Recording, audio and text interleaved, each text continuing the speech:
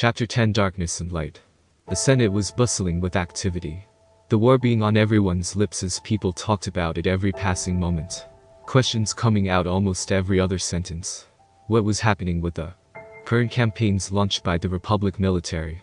Who was leading who into battle? How much would it cost to make new clones to fight the onslaught of separatist droids? Would they need to raise taxes on their homeworlds? Should they? How much funding could the Republic contribute to the war effort before the galactic government becomes bankrupt? How much many powers should they give the Supreme Chancellor this time? Should they refuse? Could they refuse with the way the war was going? My friends, fellow senators, our clone intelligence unit has uncovered something truly horrifying in the last few weeks. It has come to my attention that the separatists have been planning, in secret, to build a weapon of mass destruction. A weapon unlike any of us have seen before, and one not even considered or unleashed since the time when the Republic was still a young galactic government, said Chancellor Palpatine after bringing the Senate to order. Chancellor, well, it is true that the separatists have made so many powerful weapons against the Republic. Could you possibly be over-exaggerating things? Surely what you are saying cannot be true, said Bail, with Sidious internally snarling at the pacifist-loving man, and planned for the man to one day be arrested before making his death a slow one when the Empire was born. I truly wish it were an exaggeration, Senator Organa. But it is not. Even as I speak, the creation of such a weapon is being built by the separatists to use against us. All in the hope of wiping out our entire way of life and galactic government in one single moment, said Sidious, while playing the part of a concerned and worried chancellor. What has been done to destroy this supposed weapon the separatists have been building? A scale of the size of it? Possible base locations or any possible systems it could be built? Asked the senator from Brylov curiously. I have been informed by various high-ranking military officials that the weapon is most likely being built in secret within the Outer Rim territories. Rest assured, the rumors of this weapon's existence is not only being validated, but its location is being confirmed in order to destroy it, answered Sidious, while using his tone of voice calm the senators, while making them focus on trusting him at the same time. In truth, Sidious had no idea where this rumored weapon was located. Only that it could only be done in the Outer Rim, which is something he would have done himself. And since Vader was a Sith, it was only natural that Sidious think as Vader did in the ways of the Sith on how to act in this instance. The proof Mod Zameta had obtained through spies and contacts were able to piece together the weapon was a massive one. Not quite as large as the Death Star he himself wanted made when the Clone Wars came to an end, but no less impressive if the rumored firepower was properly calculated. At the very least, he could use this issue as an excuse to form a secret committee filled with high-ranking military individuals to set the plan for the Death Star into motion on his end. Once the war was over, he could use the resources obtained from the chaos to begin the building process for his prize weapon. And when it was complete, all would bow to him. The Force, the people, and the galaxy itself would be his to command, and him alone. The galaxy as a whole would submit to his rule or be destroyed one planet at a time until there was nothing left. Planet Sereno with Vader and Dooku. The project is nearly complete. Excellent. Once the fleet is properly assembled for the next campaign, we will unleash it on Coruscant to bring the war to an end, said Dooku, while reading Vader's report on the status of his project. It will be a day long remembered. The day the war is brought to a crippling halt and the exposure of the Sith hidden in plain sight before the Jedi and Republic. Teams of Nagri assassin squads have already been dispatched with a list of names close to Sidious who share his views for his future inner circle, and plans for turning the Republic into the Galactic Empire.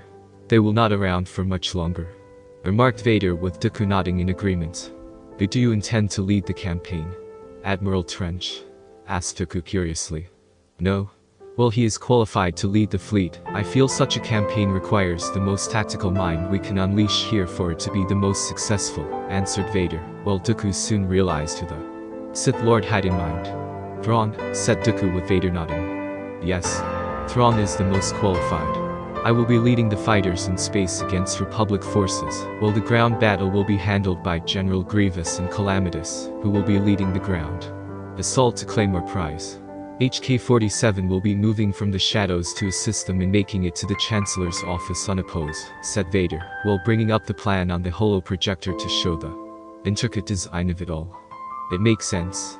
Thrawn has proven to win one battle after another against some of the more seasoned GD generals and the Republic Admiralty. The same can be said for General Grievous and Calamitous.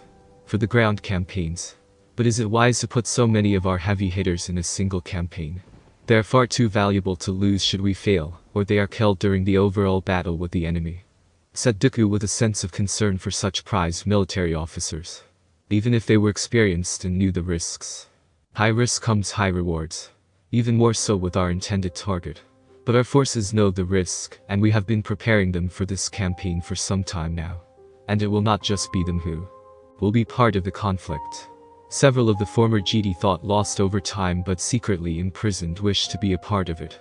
They will be assisting the generals on the ground in subduing our intended target. With the training they have obtained during the course of the war, I am confident they will be successful. It is understandable some will lose their lives, but we both know that is the nature of war. One that cannot be avoided, said Vader with Dooku nodding before letting out a tired sigh. There is also Qui-Gon, Skywalker, and Tano to contend with, since they will be either beyond planet when the attack occurs or heading our way when word reaches them of the attack, said Dooku since he did not want his old student, who was like a son to him, to perish in this war from the fighting. I know. Chances are they will be part of the battle.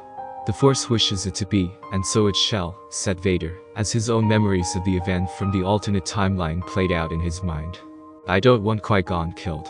If my surrogate son is to die, I wish it to be from old age.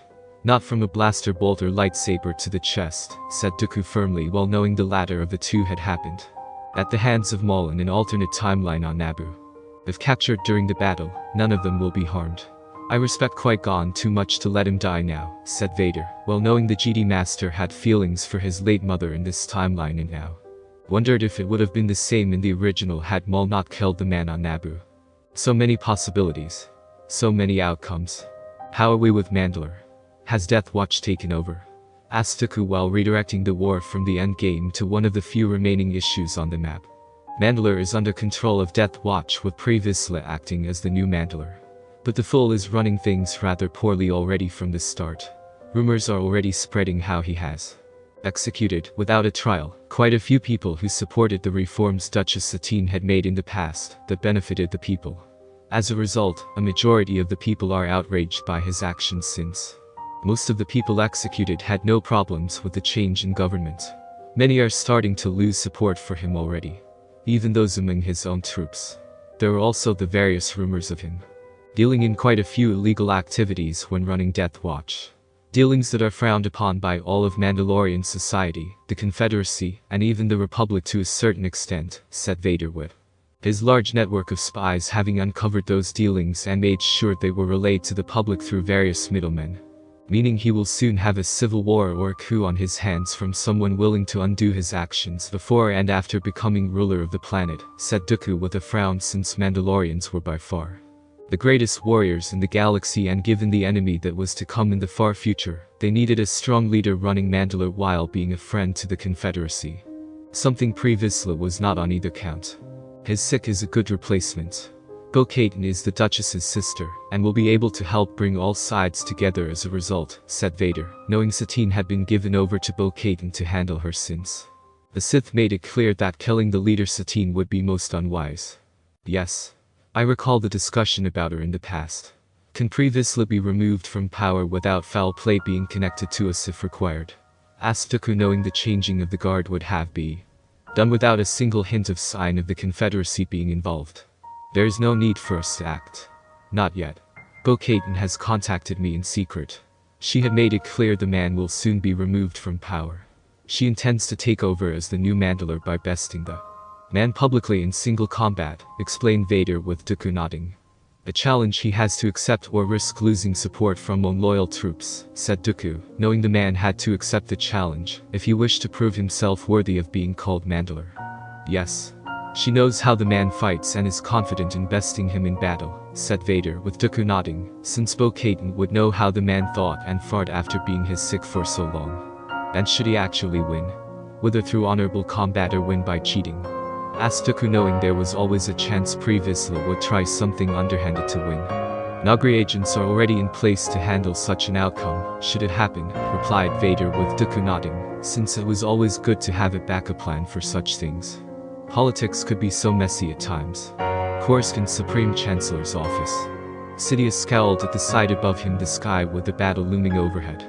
He didn't know how this had happened or why the dark side did not warn him about it. But it was happening. Dooku's forces had attacked the heart of the Republic, catching the defense fleet completely by surprise. Even worse, there were reports of Separatists' ground forces landing all over, engaging clones and GD alike all over. How did they even gain the access codes needed to arrive here without detection? Or access to the Coruscant planetary defense network? Those two things shouldn't be in the enemy's possession. Chancellor, it is not safe here. We need to move you to a safer location until the enemy has been repelled, said GD Master Shakti, knowing they were an open target in this building. Internally, Sidious scowled at being commanded by anyone, much less a so-called GD Master assigned to guard him when the attack came. Oh, how he wished to activate Order 66 on the clones with them. It would be so easy to give the order, kill the GD through on the planet during the chaos of fighting. To let the clones created so many problems while he would go underground using his connections made. As a Sith Lord, it was surprisingly tempting. To let the galaxy come to believe Chancellor Palpatine was dead during the fighting, while Darth Sidious had the freedom to move throughout it without anyone being the wiser. He could easily fake his death. It was a possible, yet rare, contingency plan put in place just in the off chance his identity as a Sith Lord was revealed. Granted, it was one of Plagueis' plans, which he gave to Sidious to have in case of such a situation, but one to have to ensure the Sith were not caught by their enemies. Unfortunately, what Sidious did not know, due to being kept in the dark even after the Republic officially took over the production of the clones on Kamino, was the command order there was no Order 66. Did not exist. The Prime Minister was instructed by Vader to say Order 66 was in place for the Supreme Chancellor use against the GD should they rebel, but in truth, it was never actually implemented into the biochips installed in their brains. At least not in the way Sidious wanted. The Prime Minister had, per Vader's instructions, made sure Order 66 was used to turn the clones' troopers against the Supreme Chancellor. The command was designed to reveal to the clones that the Supreme Chancellor was a Sith Lord, and were ordered to kill him instantly for the good of the Republic. No matter what, Vader was going to use every possibility against Sidious and win against the man. Yes, I suppose we should. Lead the way, Master GD, said Chancellor Palpatine with his usual trusting smile on his face, used to fool countless beings throughout the galaxy. Only for the viewing glass of the Supreme Chancellor's office to sudden exploded with General Grievous and Calamitas coming through and armed for battle. Beside them were IG-100 Magna Guards along with a few of the lost GD who'd joined the Confederacy. Weapons drawn and ready for a fight against the Chancellor's protectors. The Supreme Chancellor will be coming with us. You would be wise to hand him over, said Grievous with narrowed eyes. Not a chance, said Shakti while moving the Chancellor behind her and the clone troopers moving in front of them. If you knew what he truly was, Master T, you wouldn't be so willing to defend the man, said one of the lost GD with his yellow blade shining brightly. Some of the Supreme Chancellor's policies are questionable, but that is no reason to hand him over to any of you, said Shakti with Calamitas laughing at her. That is not what our GD was referring to about the Supreme Chancellor, naive GD. The old man behind you is not what he seems, commented Calamitas with Shakti narrowing her eyes at her. As if I would trust the word of a warrior itching to spill blood, replied Shakti, while deep inside a small warning in the Force told her to keep her guard up around the Chancellor. Such is the way of war. The Chancellor.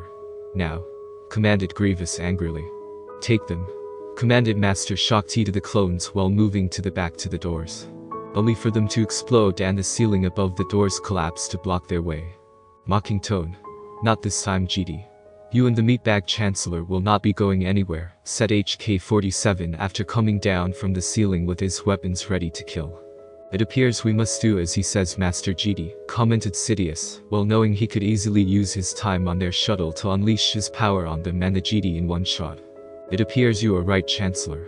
We surrender, said Shakti bitterly, while hoping the clones would be spared as a result.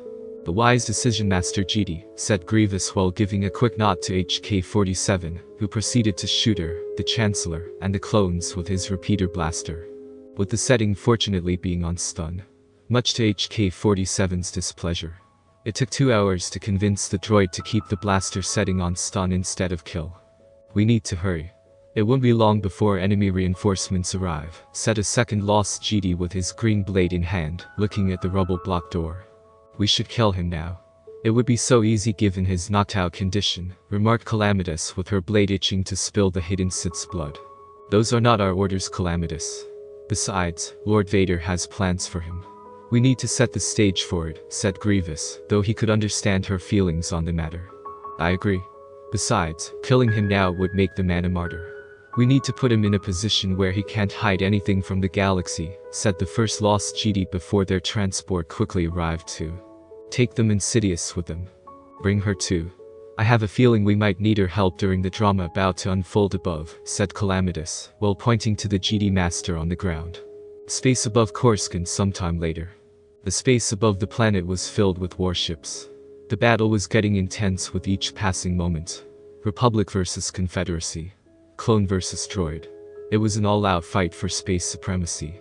Over the core world that was the center of the galaxy, the massive fleet led by Admiral Thrawn on the Chimera was dealing massive punishment to the Republic fleet above the planet, using the Confederate intelligence network to learn just who was leading the defense fleet and coordinating information to prepare a proper plan of attack.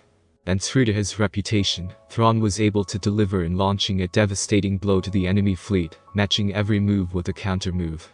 Even now, the report received a short time ago was General Grievous and Calamitous had successfully captured the Chancellor. The man was currently on board the Invisible Hand, which was going to be used as a staging ground for a very interesting piece of theater. Sir, the Republic cruiser Perseverance is trying to attack our flank, said the commander droid, with Thrawn narrowing his eyes slightly. I have already calculated the possibilities. Direct 2 of our reserve cruisers onslaught and dedication to intercept. Order them to fire at will. I expect them to destroy the cruiser within the next 10 minutes. And not 1 second more, ordered Thrawn firmly while the commander droid nodded and relayed the command. Sir, reports are coming in of 3 GD starfighters moving through the battlefield. Sensory data has identified them as the ones used by GD Master Qui-Gon Jinn, GD Master Anakin Skywalker, and GD Knight Ahsoka Tano. They are challenging our western flank and moving to engage the very heart of the battle to reach the Chancellor on the Invisible Hand, said the commander droid with this information, making Thrawn frown since those 3 were well known to change how things went on the battlefield. Even Thrawn's own calculative mind had a hard time dealing with those 3 when it came to military engagements. Fortunately, Thrawn was informed ahead of time of their possible arrival and was given specific orders from Vader to ensure they would be handled accordingly when the time came to engage them. Send a message to Lord Vader. Inform him that 3 GD of interest have arrived and heading toward the intended target, said Thrawn, since Lord Vader wanted to make an impression on everyone with his prize weapon. Considering the size of said weapon, Thrawn could see why he would. With Qui-Gon, Anakin, and Ahsoka. Do you see the ship, Master? Ahsoka. The Invisible Hand.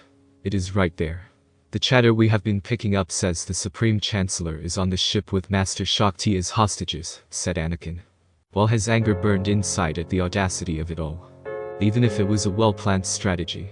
Along with General Grievous, Calamitous, battle droids, and many other unfriendly forces waiting to fight us should we board. Patience, my old student. Rushing into things now will only cause problems we do not need, said Qui-Gon calmly despite the battle raging around them. They wouldn't be so eager for a fight when I get through with them, commented Ahsoka with Anakin now smirking on his end. That's the spirit, Snips. We make them pay for every life lost here and with interest, said Anakin with Qui-Gon sighing on his end. Focus, Anakin.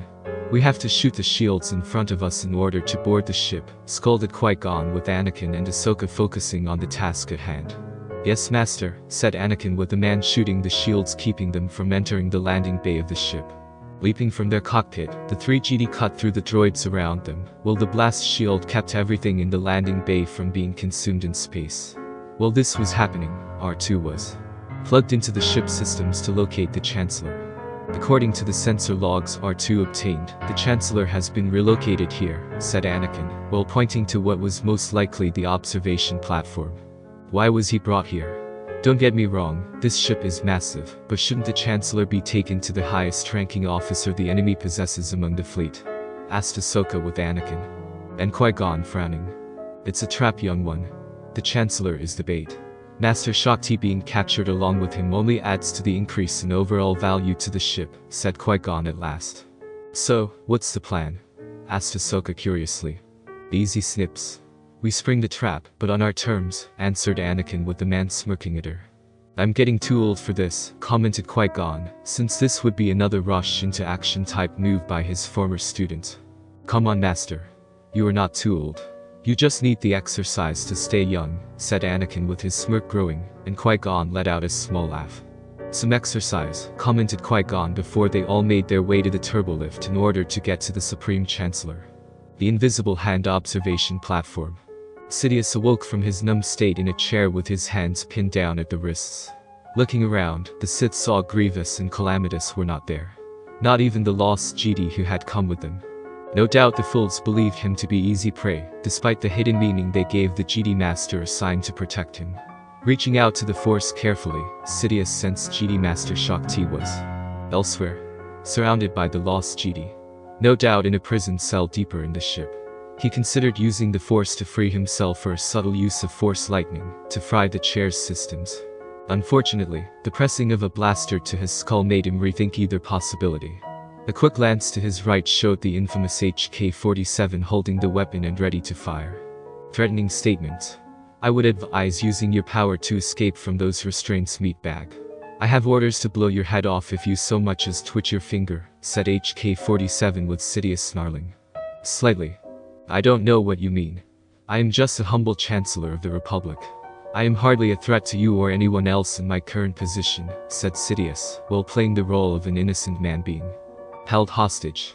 Mocking statement. You are about as helpless as I am when irritated by meatbags. I know all about who you really are underneath your Chancellor persona, Darth Sidious, said HK-47 with Sidious's eyes going wide for a second. I still don't know what you are talking about. I am not this man you speak of, said Sidious in the hopes he could deceive the droid to his right. Mocking statement. If you think I can be tricked by a Sith Lord like you, it is quite clear you are an even bigger meatbag than I initially thought. You are several thousand years too young to succeed trying to deceive me, said HK-47 with the Sith in front of him, struggling not to lash out just yet. What does your master have planned for me? Ransom? A trial? Execution? Asked Sidious while trying to stall for time, since he could sense 3 Jedi coming his way. Amused statement. That is up to my master. He will decide how to handle you, said HK-47, while he kept an eye on Sidious for even the slightest use of the Force. Your master has nothing on me, remarked Sidious calmly, while deciding to lure the droid into a false sense of security. Amused statement. My master knows quite a bit about you, meatbag. He knows you are the Sith Lord named Darth Sidious. The same Darth Sidious the Jedi have been hunting for the last 10 years since the Naboo invasion. He knows you were responsible for the siege of Naboo with the Trade Federation and training that meatbag named Darth Maul. He knows you plan to orchestrate this war on your terms and controlling both sides through a chosen puppet managing the Confederacy, said HK-47 with Sidious's eyes going wide in surprise, before a long pause lasted between them. And how does he know that? Said Sidious coldly, since the time of playing the ignorant and kind man running the Republic. Amused answer. Because you are a Sith Lord.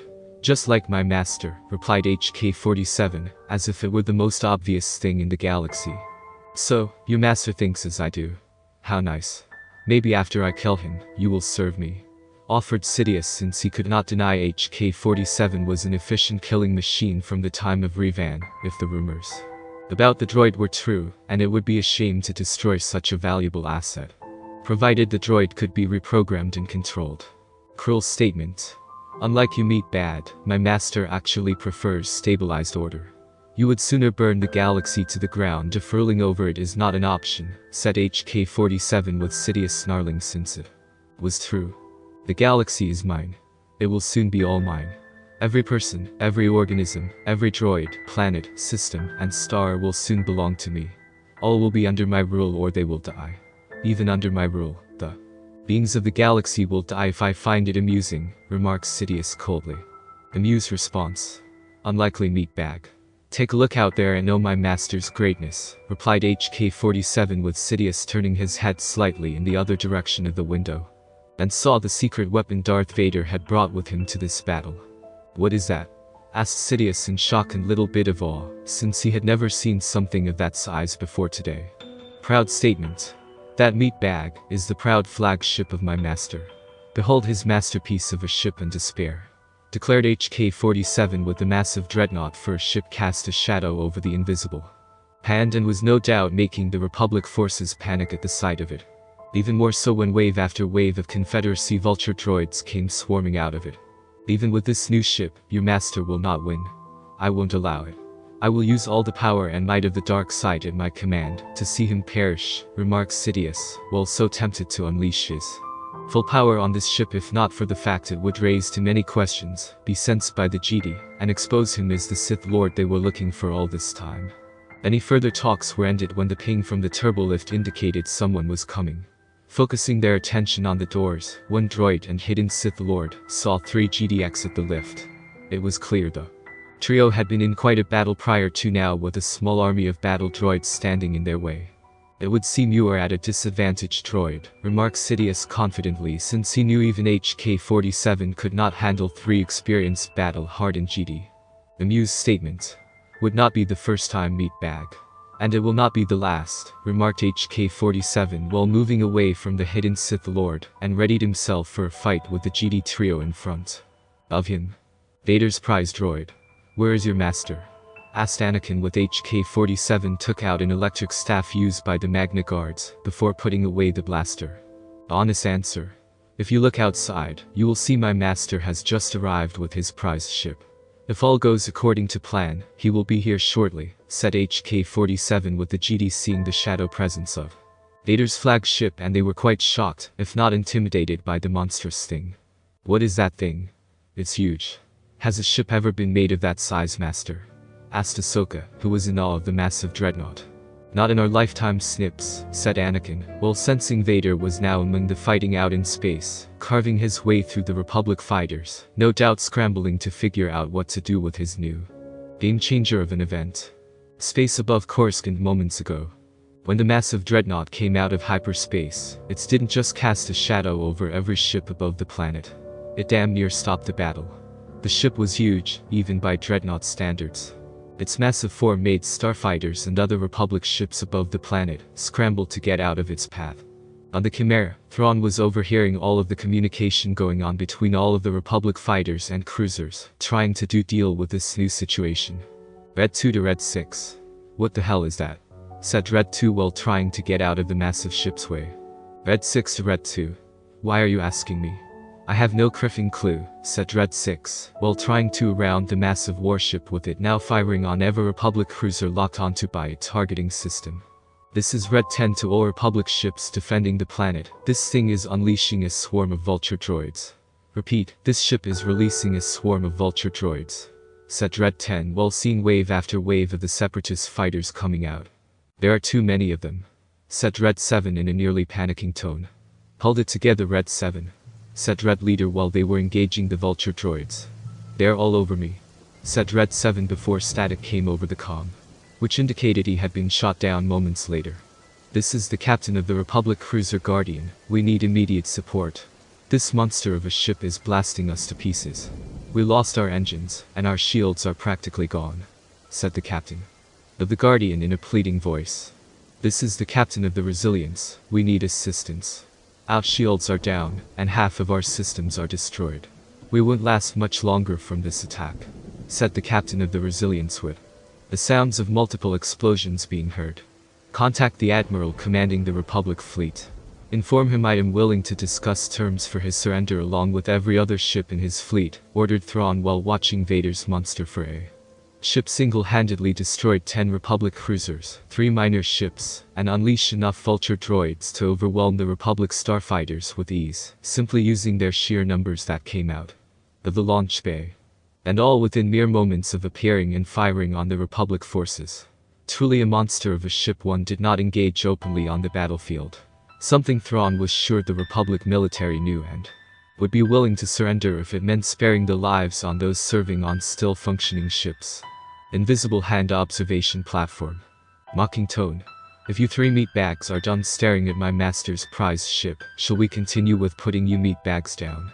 Asked HK-47 with the GD trio refocusing on him. I'm going to enjoy turning you into scrap, declared Ahsoka with HK-47's optics glowing slightly, almost as if it was happy to be here for this moment. Counter statement. I highly doubt it, GD meatbag. Many of your order in time long past with far more experience, skill, and power have tried to destroy me. All failed. I am from a time when your order had more teeth and claws in the ways of fighting. You are a pale shadowy imitation of them, remarked HK-47 before Ahsoka charged in with her 2 lightsabers in hand, only to find her moves easily countered by the droid and pushed back by a harsh jab from the electrical prodded end of the staff. Ahsoka skidded back, clutching her torso, wincing as she did, and glared at the droid, who she could almost sense was smug about hitting her so easily. Not bad, Tinny. I'm almost impressed, mocked Ahsoka, while HK-47 spun the electric staff once. Mocking statement. And you are pitiful meatbag. I am not impressed. One jab from this and you are already in pain. The GDI fought thousands of years ago would not be so weak, commented HK-47 with Ahsoka letting out a small growl. Easy there, Snips. He's baiting you. We take him together, said Anakin, knowing the best way to best someone like this was through teamwork and combining their skills. Calming herself, Ahsoka glanced over at Anakin and gave him a nod. Moving into position, all 3 GD moved to surround the deadly droid with lightsabers at the ready.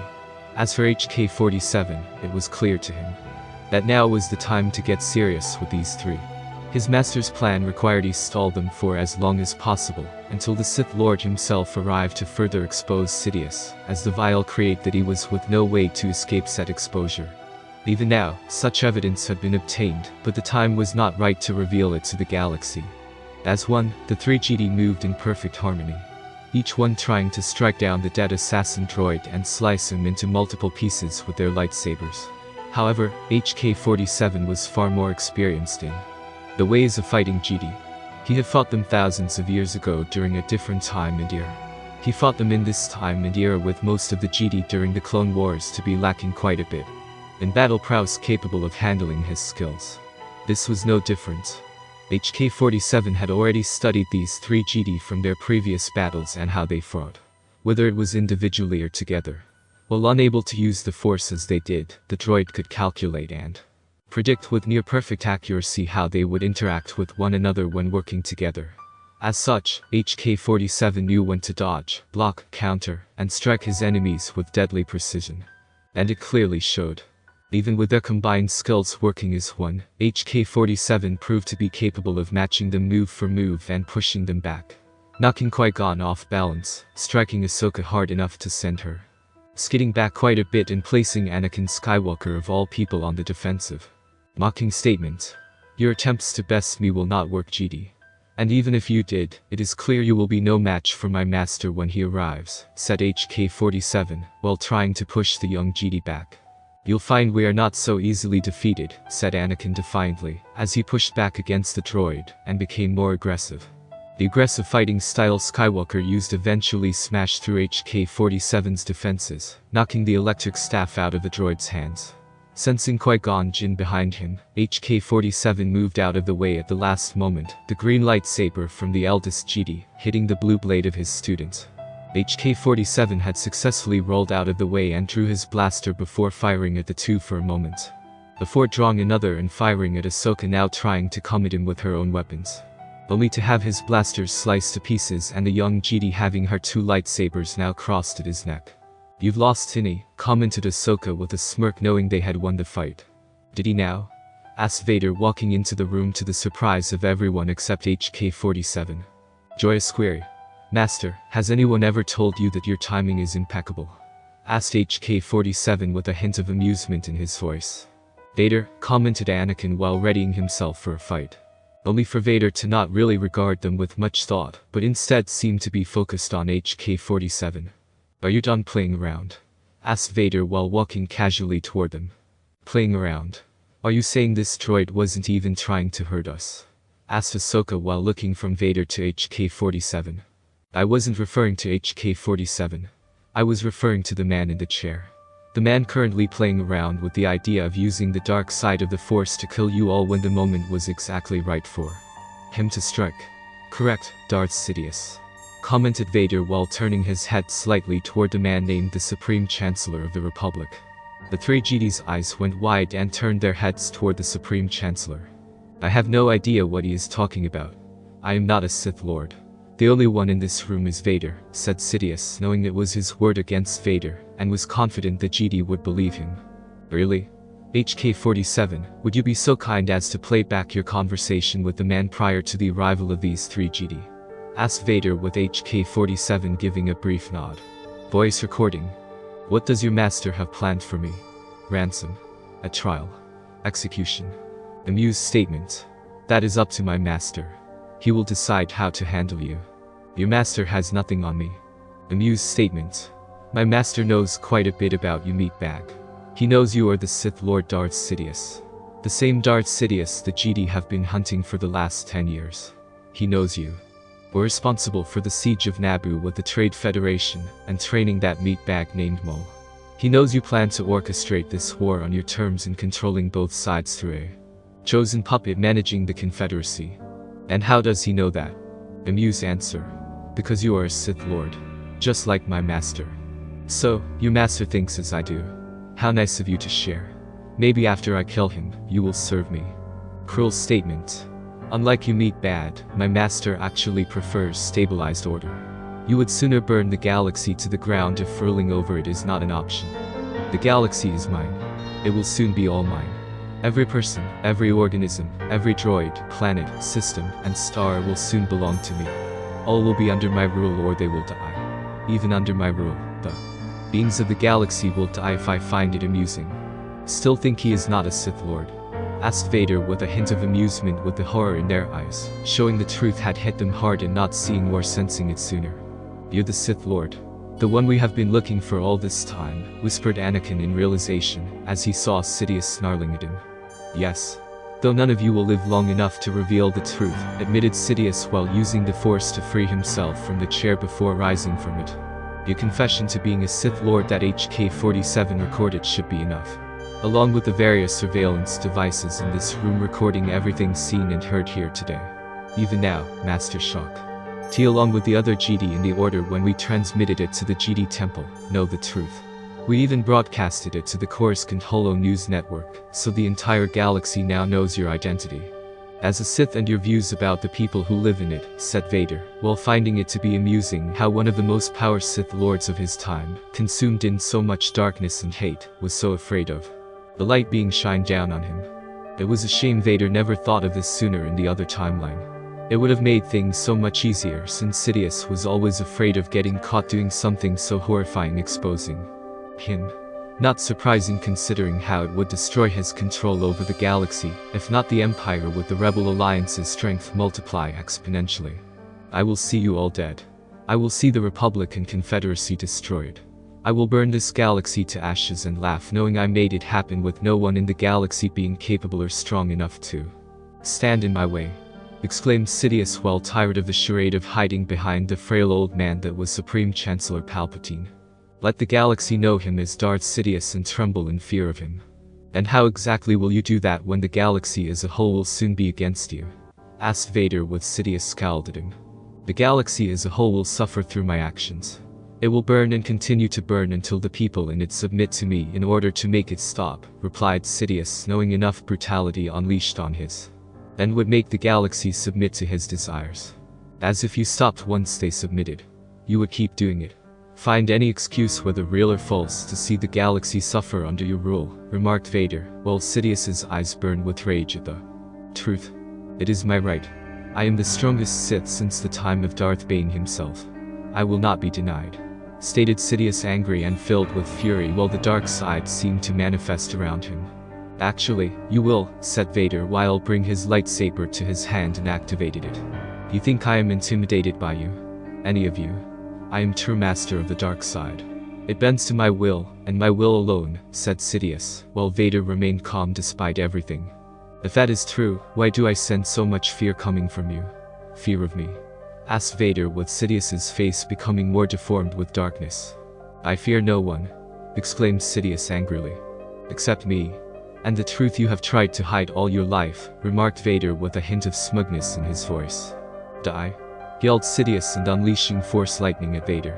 Only for Vader to quickly repel the attack with his lightsaber and redirected it right back at Sidious. The now revealed Sith Lord was sent back into the viewport window. But it did not deter the angry, snarling man, as he got up and used the Force to send projectile after projectile at his targets, all with the intent of killing them all slowly and painfully. Only for Vader to use the Force to negate the attacks and send them right at Sidious. With the Sith Lord using Force lightning without care and blasting everything and everyone with it, the trio of GD were able to use their lightsabers and the Force to protect themselves from most of it.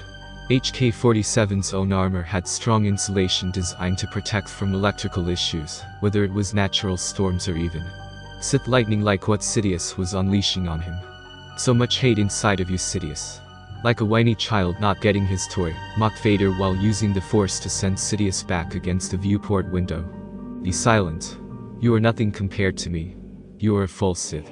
I am the only Sith worthy of the dark side and its unlimited power," exclaimed Sidious angrily. "No. You are like a rabid animal, constantly feeding and taking without any regard to how much you can or allowed to take. You are a greedy, vile thing. The only mistake Darth Plagueis made in life as a Sith was not killing you when he had the chance," commented Vader, with Sidious becoming even angrier. "Die. Die. Die," yelled Sidious while unleashing everything he had at Vader, while the various lightning streams shot wildly at the others. "You first. Now," exclaimed Vader while the figure about came down with her lightsaber in hand and sliced Sidious's arms off at the elbow, before the man fell to his knees in pain. "Master Shakti?" asked Ahsoka while surprised the GD Master was here. "After I arrived on the invisible hand, I paid a visit to the GD Master to reveal to her who Darth Sidious was, and the chance to defeat him. She didn't believe me when I told her Darth Sidious was the Supreme Chancellor. At least, not at first. Seeing the truth for herself from the holocam's position secretly in this room revealed everything. The plan was to make Sidious confess more as time went by. And when the fighting happened, Master Shakti would move into position to strike when the moment was right," explained Vader while walking over to the kneeling Sith Lord, who at one point caused him so much pain one way or another. How fitting the man know a fraction of it now before the end, and never see his dreams come to fruition in this timeline. "You're going to let him kill me? Without a trial?" "Hardly the GD way," remarked Sidious in the hopes the GD would stop Vader from ending him. "And risk you escaping? Risk you using your near infinite number of contacts to go underground?" "I think not," said Vader while Sidious glared at him. "You could kill him too. Kill us both. Be heroes of the GD Order. Kill us both and end the Sith once and for all. Now is your chance. Possibly your only chance," stated Sidious while staring at the 4 GD now. Staring back the 2 Sith. "And risk the war continuing. Count Dooku and I are prepared to negotiate a ceasefire with the Republic after this battle. In fact, peace can be achieved after today in exchange for your death. A small price to pay considering what has been lost already," commented Vader with Sidious snarling hatefully at him. "Peace. Peace is a lie. You call yourself a Sith Lord. You are not worthy of the title. You are an imperfect Sith," spat Sidious with Vader smirking down at him.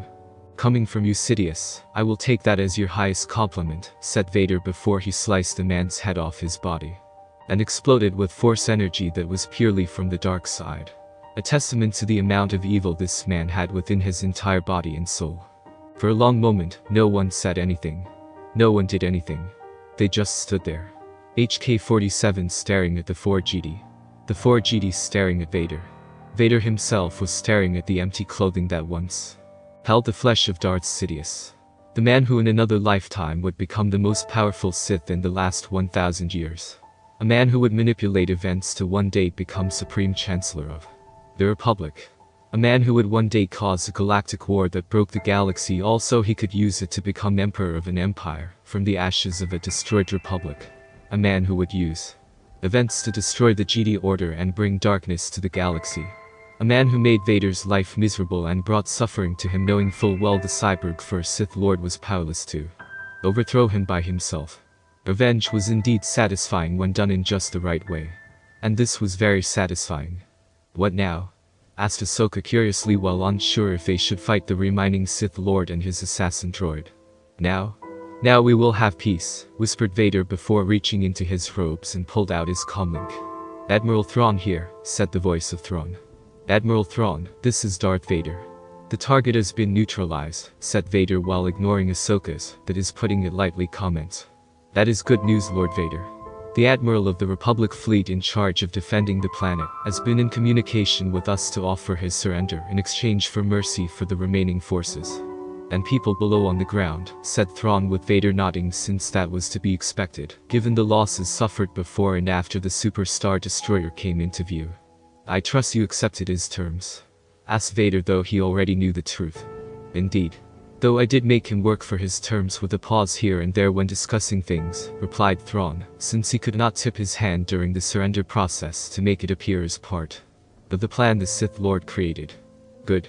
Once things have cleared up here and calm restored below on the planet, we can prepare for a true ceasefire, along with an end to this war, said Vader, knowing that was the whole point of this. Understood. I will contact Count Dooku to relay the good news, said Thrawn, knowing the Count would be incredibly happy with this turn of events. I will contact you shortly.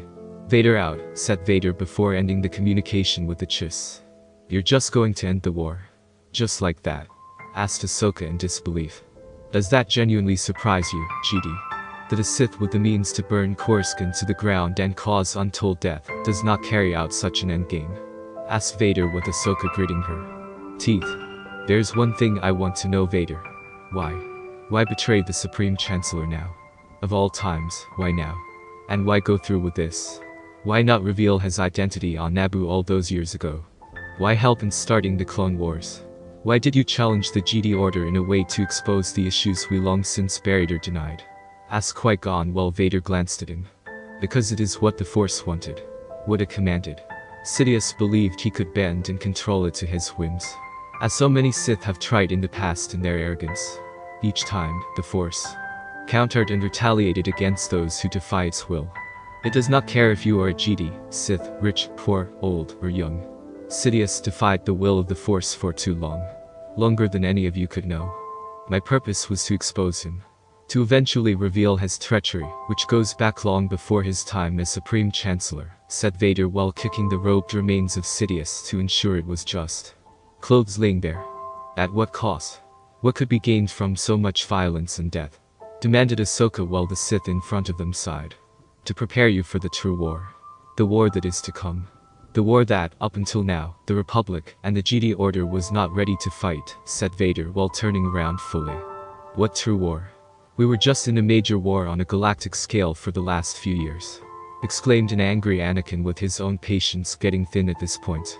True, but the threat that is to come, if not prepared, will make what we have done up until now seem like a minor skirmish, replied Vader calmly. Another Sith? Asked Anakin while wondering if Vader knew about any other Sith lying in wait. No? Something larger. Something worse, said Vader with Anakin and the other Jedi looking at him in shock and slight concern. Worse than a Sith? What could be worse? Asked Qui-Gon since he could honestly not expect anything worse. The Sith tend to set the bar and standard pretty high when it came to being entities of evil. An invasion of epic proportions. From outside of our galaxy. Admiral Thrawn's own people encountered them. They are called the Far Outsiders. They come from an entirely different place altogether. In fact, the galaxy the Far Outsiders is so far away, the enemy will arrive here in a few decades. Before now in the Clone Wars, our galaxy was not ready for them. Too compliant. Too stagnant. Too weak. No. Proper military. No command structure. It is only because they are so far away that there is time to prepare for their arrival, said Vader while looking out at the view in front of them. Surely diplomacy can prevail if an attempt is made. They must be intelligent enough to listen and stop their plans for attacking our galaxy, offered Shaak Ti with Vader shaking his head. No. They thrive on the idea of war. Even more than the Sith. Pain is pleasure to them. Literally. They do not care for diplomacy. It is considered an insult to them. Same with technology. Their whole race is connected to biological advancement and see everything technological as an abomination. Every single craft and weapon they wield are biological in its entirety, said Vader with the Jedi around him looking uneasy. Angry statement. I have been called many things, but an abomination for simply existing is not one I can tolerate. I am perfection in all things when it comes to being a droid and killer of meatbags, said HK-47 while his eyes glowed. They intend to conquer everything in this galaxy and terraform it to their liking with everything that is not them being wiped out, said Vader calmly. But the Force clearly told the GD that he was incredibly angry right now. And you intended for us to be ready. For the galaxy as a whole to be united, ready for a fight, and have the teeth necessary to fight back, commented Anakin with Vader nodding. If the far outsiders came prior to the Clone Wars, our galaxy would have no chance against them. So yes GD, I did what I did to not only cast down a Sith too vile to live, but also to prepare the galaxy as a whole for the true terror that is to come. One that Sidious would have ignored had he gotten his way, and ultimately would have seen the galaxy weakened, if not destroyed to further his own agenda, said Vader, well knowing the old man was a spiteful monster who would have let the galaxy burn and die long before the far outsiders came so they would gain nothing. Sidious knew the far outsiders could challenge him for the galaxy, and most likely win. But the Sith was so filled with arrogance, pride, and hate that he would sooner see the galaxy reduced to nothing over giving it a chance to survive without him. You do realize, the Republic, if not the entire galaxy, would need proof of such a claim, said Shakti with Vader nodding. Admiral Thrawn's own people in the Chiss Ascendancy encountered a massive far outsider fleet, which was the equivalent to be a scouting force for them. Why do you think I gave the Chiss the Katana fleet? Fully upgraded in exchange for Thrawn all those years ago, asked Vader, with Thrawn being traded for it being one of the reasons. The sensory and tactical data obtained from the Katana fleet alone would be invaluable to the galaxy in repelling them when the time came.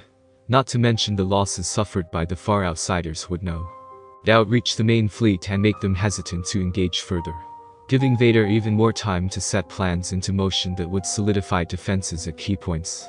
We should discuss this at a later time. I'm sure there are a lot of people waiting to hear from us on all sides, said Qui-Gon with everyone nodding. Of course. HK-47, take them to the bridge to establish communication with Coruscant. Skywalker, I need you to stay for a moment longer, said Vader with the GD around him looking nervous but sensed there was no ill intentions aimed at the young GD. I won't turn to the dark side and become your apprentice, said Anakin when they were alone. You assume that is my intention for asking you to stay. In truth, any other Sith in my place would have tried to recruit you to their side long before today. Your connection to the Force is matched by a small handful of people. I am one of them, said Vader, while Anakin was surprised to hear the Sith was not going to recruit him. If you are not trying to convince me to join the dark side, why am I here? Asked Anakin while eyeing the Sith cautiously. To let you know when our final confrontation between us will happen, answered Vader with Anakin now completely surprised. I thought you were seeking peace, questioned Anakin while Vader gave a brief nod. And I am. But you and I are destined to do battle. The Force commands it so.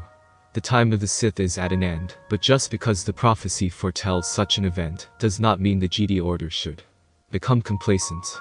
Stagnation breeds death, and the GD Order has had quite the brush with it in my opinion.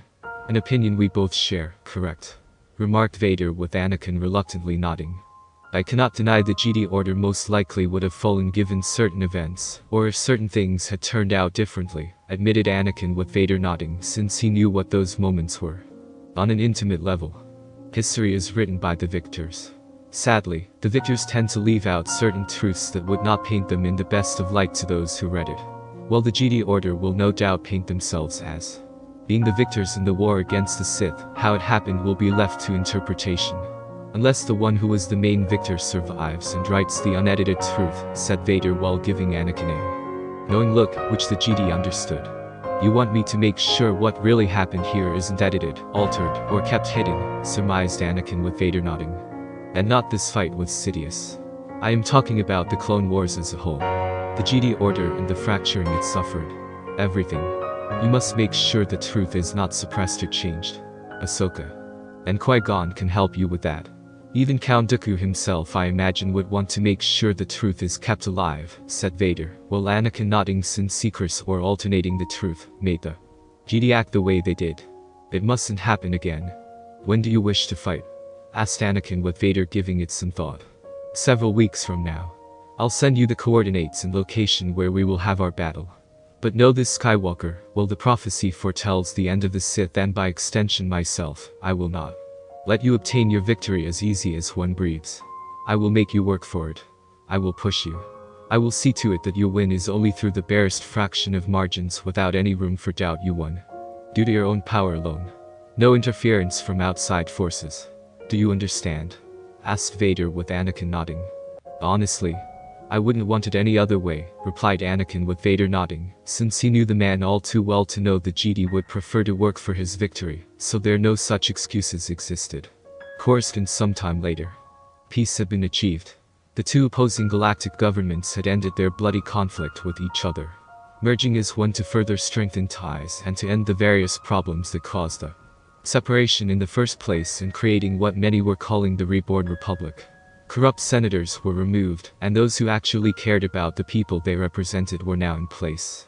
It was refreshing to many to see the evil that plagued the government within had been purged so quickly, thanks to the evidence obtained during the Clone Wars. Even more so when the fact of the far outsiders was looming on the horizon, with the Chiss ascendancy gladly providing undisputable evidence of their existence. Admiral Thrawn himself had provided an in-depth analysis of their abilities and how they view technology in general. How they had no regard for life in general, and simply wanted to invade and terraform worlds to their liking in order to live their while. Killing off everything and everyone standing in their way. Which was essentially everyone and everything in the known galaxy. Thrawn also pointed out the fact their numbers were massive, and where a massive fleet by Republic standards was a mere scouting force by the far outsiders. How diplomacy would not work on them. The Chiss ascendancy had tried that from the start, and was met with instant hostility. Even more so when the far outsiders instantly expressed their hatred for technology, and vowed to wipe out all life that used it. With that in mind, it was decided to prepare for the inevitable invasion coming in the next few decades, with research into new technologies that could prepare the galaxy for the far outsiders. All that was left was one final issue. An issue between the Jedi and Sith. One that Vader started. One that Anakin intended to end. Naboo outside the capital of Theed. It is fitting in a way that we end things here. The place where all of our beginnings manifested for us and those we care about. The cycle is now complete, said Vader with Anakin nodding. Agreed. I honestly never thought you would become my enemy all those years ago when we first met on Tatooine. In my heart, I knew we would walk different paths. But I never really felt it within. It almost felt like I was fighting against myself, said Anakin with Vader smirking slightly. He has no idea how close to the truth his words hit home, thought Vader before removing his cape and activating his lightsaber. I still have question, said Anakin while removing his own cloak and activated his lightsaber. And upon my death, should you achieve it, will be answered, replied Vader before getting ready for an attack with Skywalker doing the same. After a single blast of wind blew upon them, the Jedi and Sith clashed. Red Blade versus Blue Blade. Jedi versus Sith. An all-out battle to see who would walk away toward the future. And as the two battled, the Jedi, sensing it through the Force, were waiting with anticipation. They were told by Anakin about the duel Vader wished to have, in order to settle things between the two orders. Once and for all. Qui-Gon intuitively knew this was the prophecy being fulfilled, but couldn't deny the other important fact, that the Sith made it clear he knew about the prophecy, and would do everything in his power make Anakin work for his victory. Ahsoka was worried because there was always a chance for Anakin to lose, not that she believed he would, but Master Yoda always said the future was in motion. And to be mindful of what it may or may not bring. She had hugged him with all her strength and all but demanded that he return alive. Not just to her, but to Qui-Gon and Padme too. Anakin merely smirked at how his usually tough-as-nails student acted and almost teased her for it. Almost. There would be time for that later. Instead, Anakin held her close while assuring his apprentice nothing would stand in his way of returning. He gave Qui-Gon a hug, one of his own, with the two embracing in a way one would see between father and son. Anakin vowed to return alive and prove to the older man that his time training his student was not a waste of time. As for Vader, he had arrived on Naboo ahead of time to pay his respects to his mother at her grave, if only to say needed to be said. To beg her forgiveness for his past actions in the previous timeline and what he had to do in this one leading up to this point. How she was still his mother no matter what and would love her for putting up for his antics when he was just a naive slave boy racing for the amusement of his owner. His only real regret left was not being able to save her twice over, even if the second time was not his fault, and live long enough to see Luke and Leia after being born. Come on, Skywalker, is this all you have to offer? Where is the fearless warrior who braved thousands of battle droids to save his apprentice from being killed? Where is the galaxy's most daring pilot who successfully bested over several hundred vulture droids with a sabotage GD starfighter and R2 unit programmed to turn against him? Where is the fire? Where is the passion? Let it out. Don't restrain.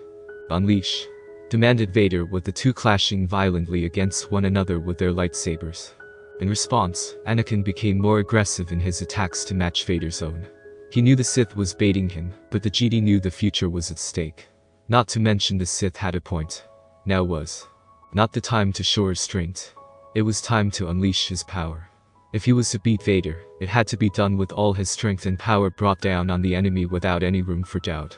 Using the Force, Skywalker unleashed various objects around him on Vader, who in turn deflected away or back at the GD. The two drowning out everything around them while focusing on the other with the intent of ending said opponent.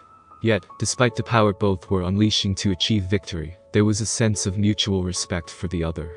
The battle prowess, the honor they both held onto proudly as warriors, and the desire to win for their own reasons, regardless of if they were selfish or not.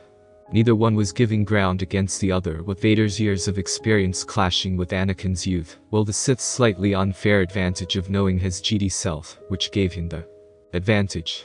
But it was for that reason he had to push Anakin, to taunt the young GD, and to make Skywalker fight without knowing the two were connected.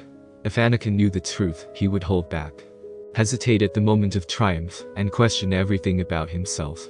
Vader needed to keep the truth from Anakin in order for the GD to unleash his full potential. I won't lose. I refuse to lose. Too many people are counting on me, thought Anakin while trying to press the advantage against Vader. Good. Use all of your strength. All of your power. Your very love you have for those you care about and wish to protect from harm. Attack with everything you have and unleash your true potential upon the galaxy in this very moment.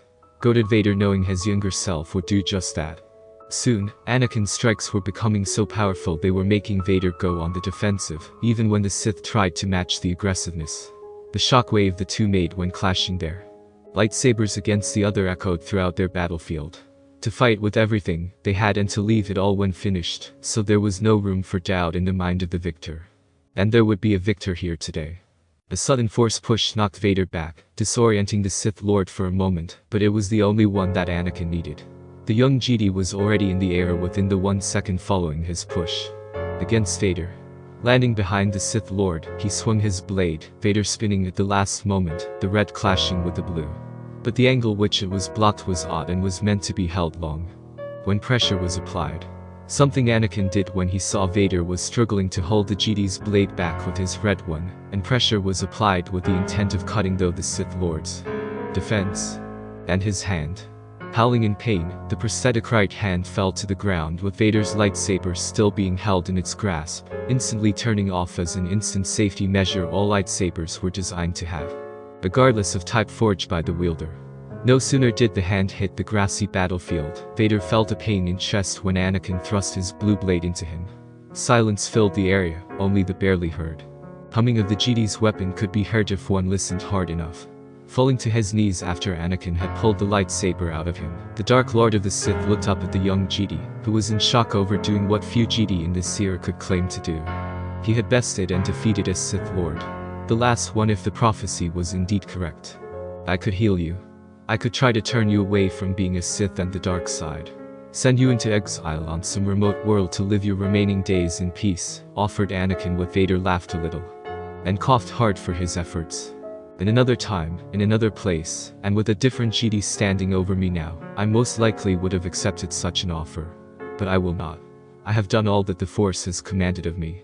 I have gathered people from all over the galaxy and helped unite them when Darth Sidious would have driven them apart or seen them dead after his purpose on the board was of no further use to him. I have given our entire galaxy hope, with the main galactic government now having the teeth and the claws capable of fighting in the true war that is to come in the future. I am content with what I have done and feel no regrets over it, said Vader truthfully, since he knew his actions were odd for a Sith Lord to do, since he was helping in the healing of the galaxy, instead of corrupting it. Some Sith of old would call him an idiot, an incompetent Sith Lord, even an incomplete one given what he did had not brought about the Galactic Empire, This time around, that Darth Bane started 1,000 years ago when forming the Grand Plan. But they did not see the outcome of the Grand Plan be completed, and the Sith Lord who ruled over the galaxy. Sidious had not brought stability to the galaxy, he brought only chaos and destruction to it, in order to keep his apprentice from having a means, motive, and opportunity to betray him, creating conflict after conflict, swelling the Rebel Alliance's ranks with one horrible crime after another, with Vader being the instrument to carry it out in his name, perverting the rule of two in a way that the cycle would never complete itself, and only allowing Sidious to be on top no matter what. Vader knew the Sith of old would have frowned upon Sidious, and blamed him for the fall of the Empire, if they had seen things in the original timeline. The Empire's power was centered around one Sith Lord, with the one not allowing for his successor to take over due to fearing the loss of all his power, and it being given to someone beyond his or her control. Looking back, Vader had seen the truth in this when Sidious had Anakin kill Dooku, so the Count would be replaced with a younger apprentice.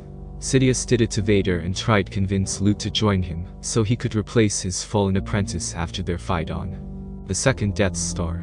"For what it's worth, I don't hate you for being what you are or what you have done," said Anakin with Vader nodding, though he was sure his other half would be so understanding once this was over. "I know. Finish it. Fulfill the prophecy and achieve what few have done in their lifetime," said Vader with Anakin nodding while raising his blade to strike the Sith Lord down. Looking him in the eyes, Anakin gave him one final nod before striking the Sith Lord down, with Vader's head being removed from his body. And in that moment, Anakin felt the Force slam into him with the impact of a starship. Vader's body had begun to glow before becoming pure energy and slammed into Anakin and entering his very soul. The young Jedi initially thought it might have been a Sith trick at first, a way to cheat death by jumping from one body to the next upon their body's end. But strangely enough, it didn't feel that way when Vader's body transformed into energy to enter the Jedi's body. No. It felt like Anakin was complete, as if a piece of him that he didn't know existed had been found or unlocked within himself. Memories of Vader's past soon flooded his mind, seeing things from both first-person and third-person perspective for the Jedi to understand exactly what was happening through these memories. They had threatened to overwhelm Anakin while he screamed out in pain from the way this was happening. He struggled and willed himself to see these memories and understand what was happening during each moment. He saw Vader as a boy, yet saw the boy look just like himself at that age. He saw Vader being trained as a Jedi by Obi-Wan Kenobi instead of Qui-Gon, the latter slain by Darth Maul. He saw Vader trying to prove himself time and time again, with the newly minted Jedi Master assigned to him always looking down on boy. He saw Vader during the Clone Wars as a Jedi general, fighting droids, Ventress, Grievous, and Dooku in countless battles and engagements. He saw Vader kneeling and pledging himself to the Sith Order in front of Darth Sidious. He saw Vader fighting Obi-Wan and the end result causing him to be crippled and put in a life support suit. He saw Vader serving Sidious during the rise of the Galactic Empire. Saw Sidious punishing Vader from time to time whether the man deserved it or not. He saw Vader fighting against the Rebel Alliance, scattered remnants of the Jedi Order, and ambitious officers within the Empire, seeking to be Sidious's prized sick. He saw Vader watching the creation of the Death Star. He saw its destruction. He also saw Vader realizing he had a son, and it was his son who destroyed the Death Star.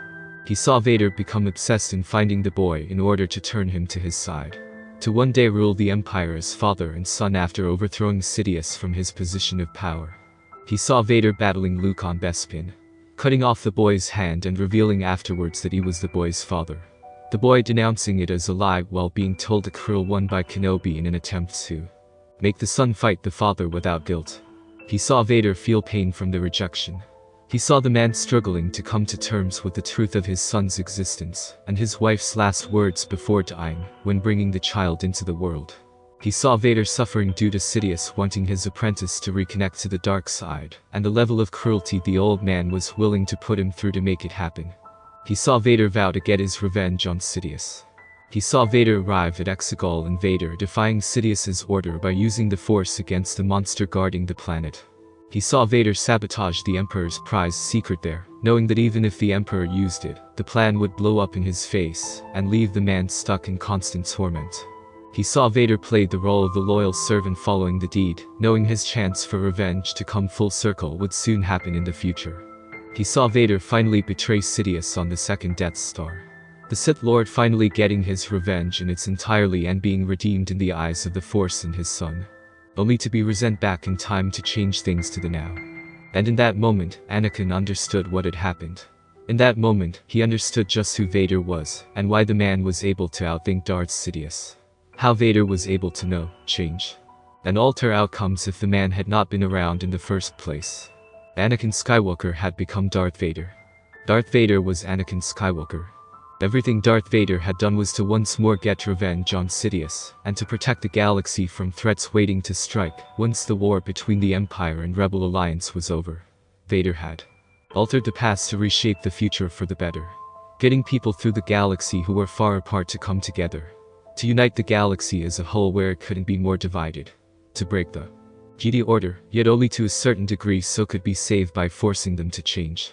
To help Anakin bring balance to the Force by bringing the darkness within the Sith to the light within the young Jedi. To provide Anakin a way to help change things while merging their knowledge and wisdom together. To help train the next generation and generation after that to be true protectors of the peace throughout the galaxy regardless of the times. To be the sword and shield that does battle to fight the conflicts, battles, and wars that spring up during any given year. I understand now.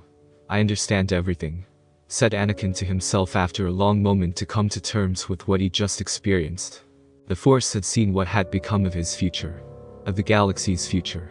The future where it suffered so much under Sidious and using Vader as his personal instrument of destruction upon his enemies.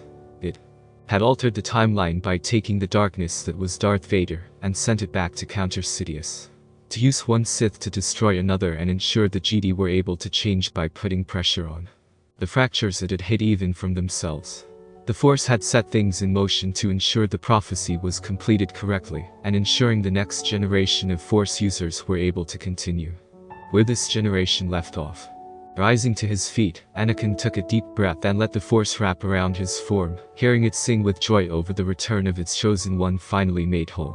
He could feel so much from the galaxy and the stars above seemed to shine even brighter. He could hear their symphony so clearly, feel their embrace, and understand what the Force was telling him. It was like he could finally understand another language without having to struggle to pronounce or hear it properly. No longer are you blind. No longer are you incapable of hearing me. No longer will you be unable to feel my presence. Your mind is open, and heart is free of torment. Embrace it. Embrace everything. And Anakin did as the Force commanded. In that moment, he could feel the very heartbeat, the very soul of the galaxy. And it was a wonderful feeling. One he doubted Master Yoda had ever felt during his time as a Jedi despite being the oldest of all within the Order. Anakin knew at this point, he had work to do. And if what the Force showed him of the future was true, it was a lot of work. Epilogue. The massive fleet of the Far Outsiders was broken. Destroyed. The full might of the galaxy they invaded to claim as their own, had crashed down upon them in mere moments of their arrival. Every single being capable of fighting had been called into service for this moment in time, and they answered the call. The Jedi, Mandalorians, the Republic, the Chiss, and other galactic factions, rose to create the greatest fleet made in a single lifetime or any lifetime for that matter. When the Far Outsiders came, the sheer size of the organic fleet they possessed was quite intimidating to be sure given the sheer size of it. But at the same time, the Republic and her allies had also assembled their own force to challenge them. It was a brutal battle to be sure, and casualties had occurred on both sides of the fighting, with neither side willing to yield to the other. Mercy was also not an option since it was clear the Far Outsiders considered mercy a weakness, would consider it insulting to receive or show such a thing. And while the casualties for the Republic and her allies were noticeable given the length of the fighting had gone on for several days non-stop, it could have been considerably worse. The Chiss provided detailed analysis of the Far Outsiders well up to the point of their invasion, planning complex tactics to deliver the most amount of damage to them, with the minimum loss of life on their end. It wasn't easy. But the damaged remains from their scouting force the Chiss destroyed just before the Clone Wars had helped understand them better. During the time preparing for the war against the Far Outsiders, the galaxy as a whole was busy healing and preparing for our own sides for it. The Mandalorians were busy handling their own territory with the change in its government reverting back to the days of old. Naturally, the Republic became wary of this, given the grudge the Mandalorians had against the Republic for the excision. But Master Yoda himself had explained that the Republic had acted hasty with paranoia to cause them to launch a preemptive attack on the warrior culture.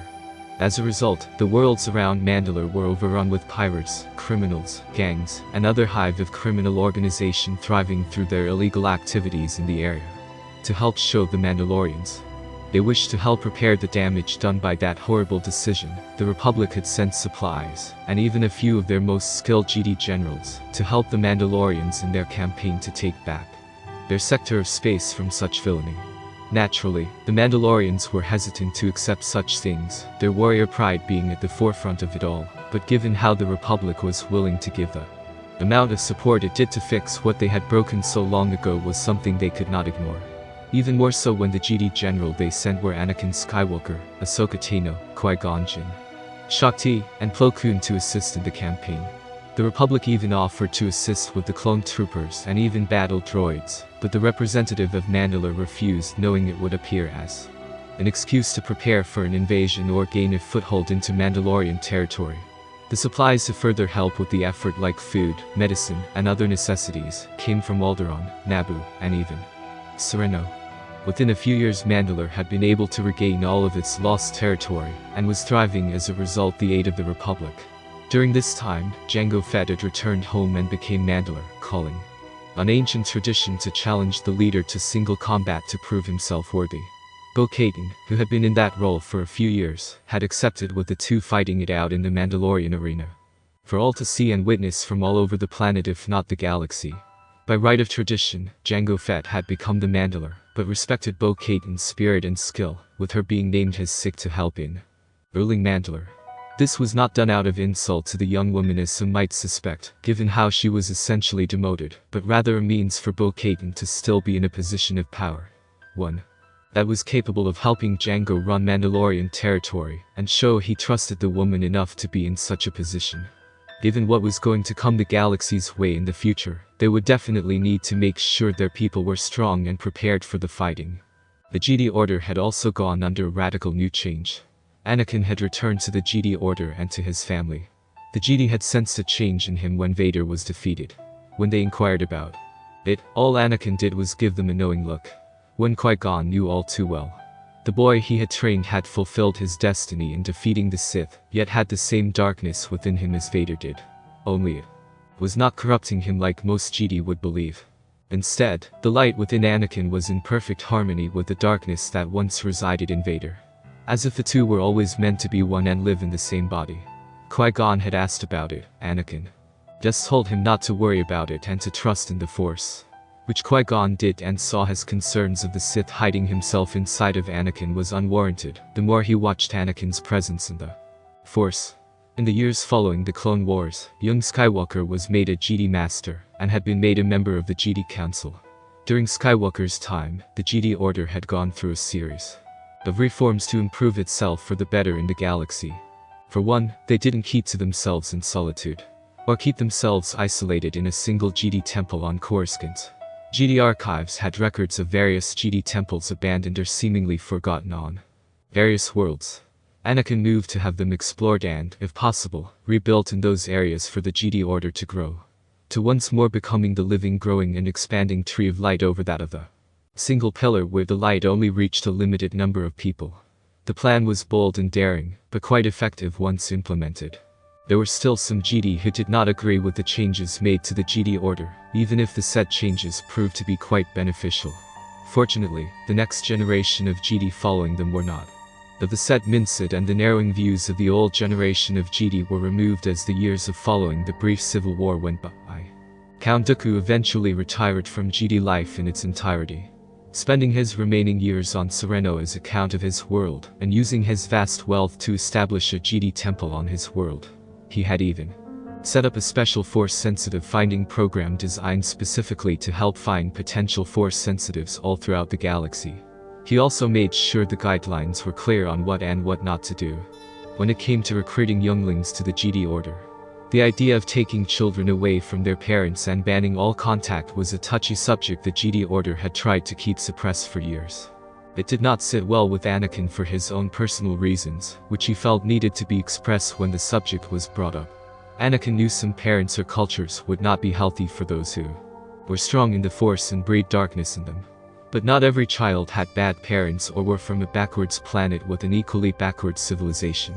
So why deny them the emotional attachment of their family? As time went by, the numbers within the Jedi Order seemed to triple from the initial numbers they had when the invasion of Naboo or just before the Clone Wars had begun. During that time period, the Jedi Order had roughly 10,000 strong within their ranks. Not a bad number per se since peace had settled in the galaxy for the most part prior to those instances, but the Clone Wars had drastically reduced their numbers, and the brief civil war didn't help matters either.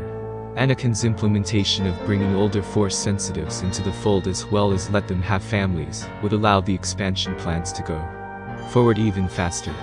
Anakin believed Jedi found their strength through bonds of friendship and family.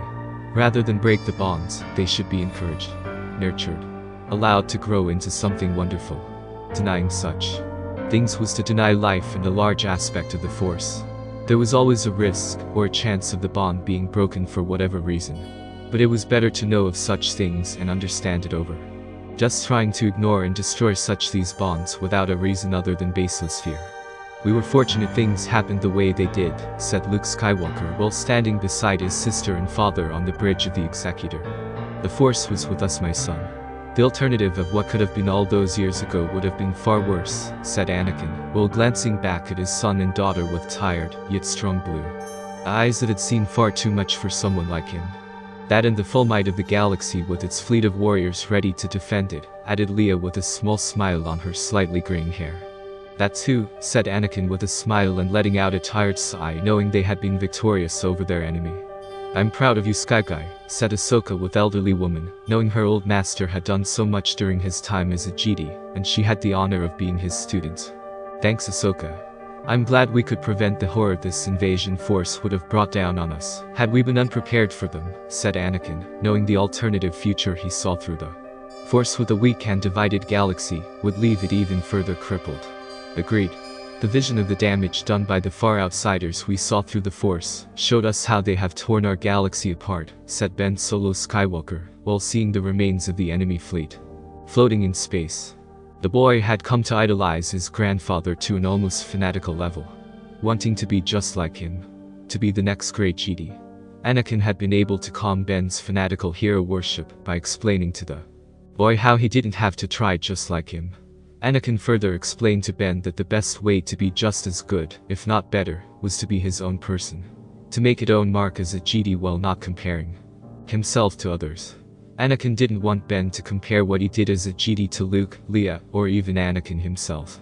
Anakin had told Ben to be the best Jedi he could be in life, and not compare himself to thoughts of others when they saw him next to other Jedi. Ben understood, and while he still looked to his grandfather for answers to various questions, the young Jedi strived to be his own man, regardless of what anyone else thought of him. Which is why our grandfather saw fit to unite and prepared the galaxy well over 30 years ago, said Qui-Gon Skywalker, who was the son of Luke Skywalker and Mara Jade Skywalker. And leave a legacy that will keep our galaxy united for centuries to come, said Luke with his hand on his son's shoulder. So long as it doesn't make life boring. I hate boredom, commented Mara Jade Skywalker with a smirk aimed at her husband, since she was not one to lay back and be bored. Now I know where Qui-Gon gets it from, commented Ben with a smirk, while the other Skywalkers in the room laughed.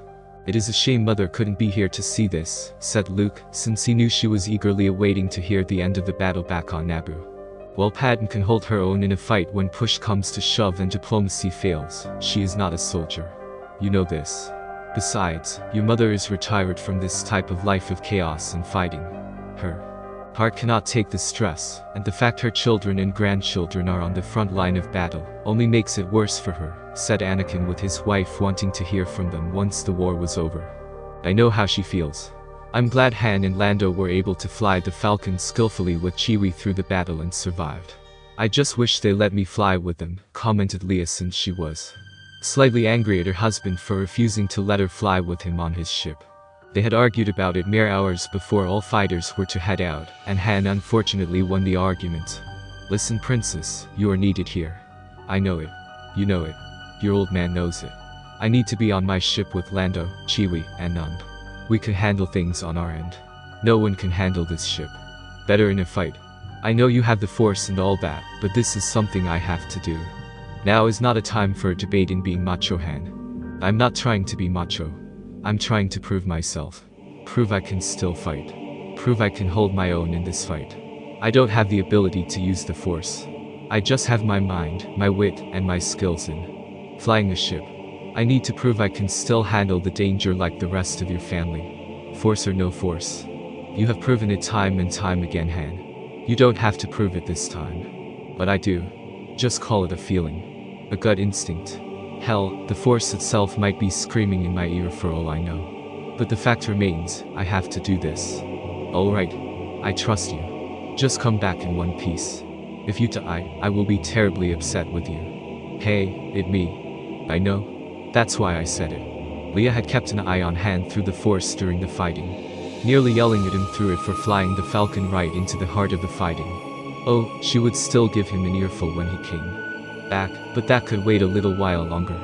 Han is just being Han. Would you prefer him any other way? Asked Luke with Leia glaring at her twin before she let out huff and earned a laugh from the others. In any case, the far outsiders are gone, and we finally have the peace the galaxy needs right now, and breathe a sigh of relief, said Anakin with a smile. There will be a call to demilitarize things once we get back to Coruscant, commented Mara, since she knew after this people would just want to fall back into the whole paramilitary as cheaper concept like they did around the time when Naboo was invaded. Yes and no. Not everyone will wish to demilitarize given their culture and neighbors. Every side here who fought to protect the galaxy will still want to keep the big stick compared to everyone else, said Anakin, well knowing a lot of effort went into making this massive armada for a fleet, and some of them didn't wish to throw it away. Hence why the Jedi Order exists. To keep the peace. To keep the balance on all sides, said Luke, since the Jedi Order was a faction that would take no sides, but keep all sides from lashing out in a senseless war. Some would say the Sith were right when their code states peace is a lie, commented Ahsoka, while Anakin shook his head and turned to face his family. Peace is not a lie. What many don't realize, the Sith included when they started their code to be the opposite of the Jedi, is that peace can be neither a lie nor a truth. It is a perspective that has shifted from end to the next throughout time, no matter the time, place, world, or galaxy. Peace is not a lie, as it can happen for a certain amount of time before conflicts and wars break out. Once that happens, the idea of peace can be considered a lie because at the time no one wants peace. Instead, the opposing sides would rather choose war. And again, the peace can become truth if the fighting had gone on long enough that the sides fighting choose peace instead of war, said Anakin with Ahsoka nodding, since that was true.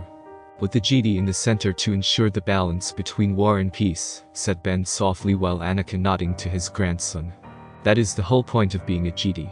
Knowing when to keep the peace and keep the chaos of wars in check to see they are contained, said Anakin, while knowing wars would always happen, even after this. It was all a matter of keeping them from getting out of control.